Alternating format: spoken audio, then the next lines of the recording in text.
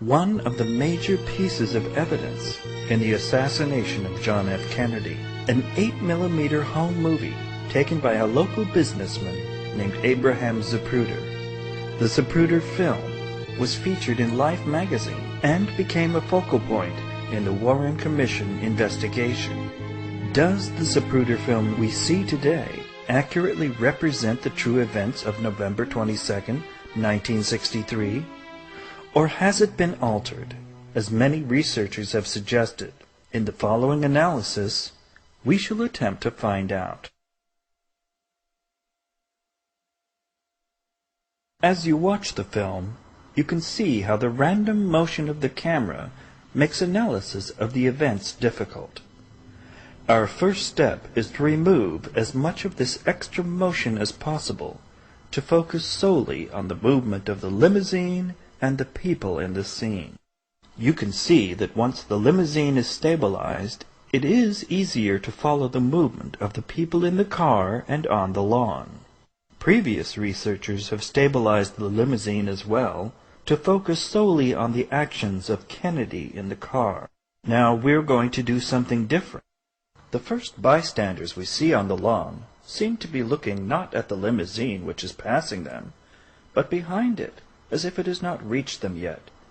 This odd reaction would seem to support the idea that the background action is out of sync with the limousine. Let's take a look at the way separate layers could be combined in a 1963-era film using either an optical printer or an animation stand. Both use the same principle. The background bystanders on the lawn would need to be separated by masking out the limousine. This would leave a blank area in the foreground. In order to retime the background without this blank area showing, the background could be enlarged and reframed to create an overlap area. Then the limousine layer, with the background masked out, could overlap this new background and be retimed and positioned independently, allowing its speed to be controlled as well. These layers joined together form what is called a composite. The jitter could then be applied to this composite to create the final effect.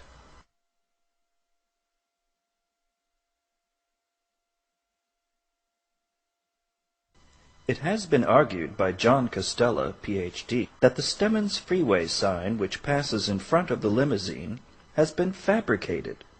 His detailed analysis shows how the sign does not exhibit the same lens distortion or align in perspective with other objects in the scene.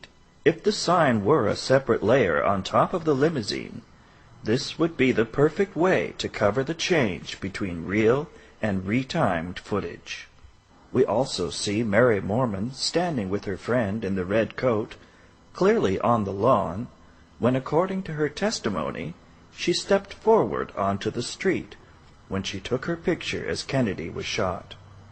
If the lawn footage has been retimed, we may actually be seeing an earlier moment before she stepped forward. Another unsettling aspect to the bystanders is their unusually large size in relation to their distance from the limousine and its occupants, as if the entire background had been blown up. This again supports the theory that the background layer has been resized separately. As the car passes the last couple on the lawn, the man's legs go from a position of standing feet together to standing wide apart in one frame. That's an 1/18 of a second, which is a near physical impossibility, not to mention strange. It is, however, the logical point to cut from the retimed background back to real footage as the car speeds away. Here's an example of bystanders showing motion blur. Notice their shadows on the lawn are also blurry, as they naturally would be. However, just a few frames later, we see this. The bystanders are even more blurred, yet their shadows are impossibly sharp. This is a clear example of retouching, and further proof that the background has been altered. Although the lamppost passes in front of the limousine, it exhibits no movement in relation to the far background, as it should, being an object much closer in three-dimensional space to the panning camera. It also displays an odd, blurred extension on its lower left side, where it passes in front of the limousine, giving the lamppost an artificial, cut-out appearance. This further supports the theory that the limousine layer has been separated from the background lawn. Therefore, the lamppost would need to be cut out as well to overlay the limousine. Inconsistencies regarding the actions of the people in the limousine have been a point of discussion among researchers. For example, the driver turns his head twice to look behind and then forward faster than physically possible, which seems to indicate removed frames. The head turns correspond to 2 points at which the passengers lurch forward, as if the car has braked suddenly, although the car shows only gradual slowing compared to the background. The second of these brakes seems to be strong enough to throw Connolly and his wife completely to the floor of the car, and the driver and front passenger forward as well. These examples alone point to significant retiming of the limousine speed. The sprocket hole area on the left side of the frame reveals an interesting clue when the motorcycle officer momentarily pulls up from behind the limousine at the same time as the second passenger lurch. This seems to indicate either the motorcycle suddenly sped up, or, more likely, the limousine suddenly braked, and the officer was not prepared for it and braked later, having the effect of pulling up alongside the limousine. Yet, the film does not seem to show the limousine slowing or stopping, again supporting the theory that the timing has been altered. This brings us to our final question. Why would someone do this? As mentioned before, the passengers in the limousine lunge forward at one point as if the car has braked suddenly. Many witnesses at the time testified that they saw the limousine slow or stop at the time Kennedy received the fatal headshot.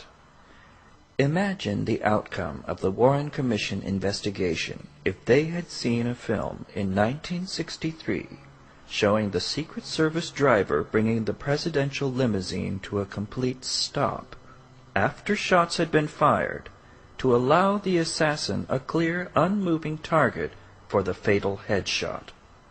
Who would they investigate then?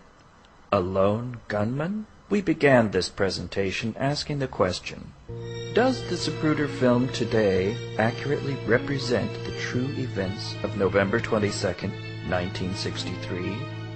Our answer is no. Let's review our findings.